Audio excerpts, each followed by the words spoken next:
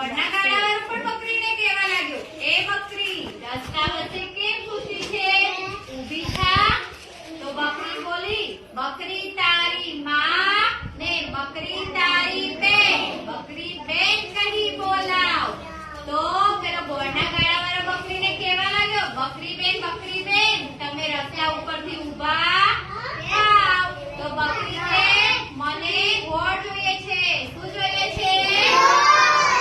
તો ગોળના ગાડાવાળાએ એના ગાડામાંથી બકરીને ગોળ આપ્યો અને બકરી ત્યાંથી ઊભી થઈ ગઈ. પછી એમ કરતા કરતા બકરીએ તો ગોળમાંથી દીવાલો બનાવી, શેરડીના સાઠા અને કાચરીમાંથી શું બનાવ્યું?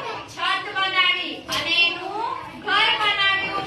અને ઘરમાં બકરી અને એના બચ્ચા રહેવા લાગ્યા. એક દિવસે બકરી પાણી ભરવા જતી હતી. ક્યાં જતી હતી?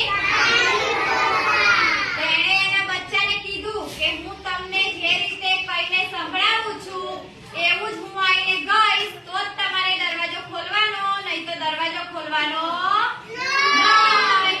તો બકરીએ કીધું, ગોળ કેરી વિઠ્ઠલડી ને શેરડી કેરા ડાંડા, કાચલીએ ઘર છાયા, બટુડા કમાડ ઉગાડો.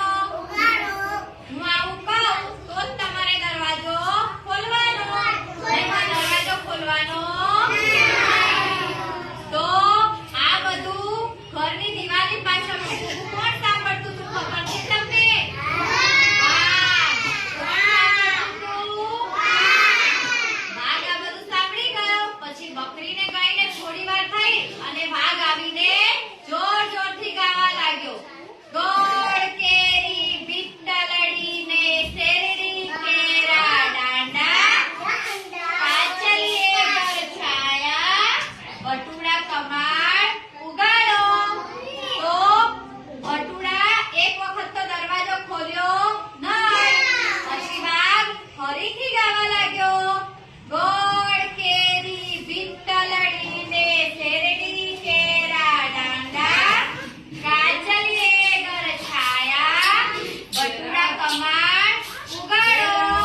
તો એક બટુડું એક હતું ને નાનું બટુડું, એ જઈને દરવાજો ખોલી દીધો. વાઘ બધા બટુડાને ખાઈ ગયો. અને એક નાનું એવું ચતુર બટુડું હતું એ કોઠીની પાછળ સંતાઈ ગયું.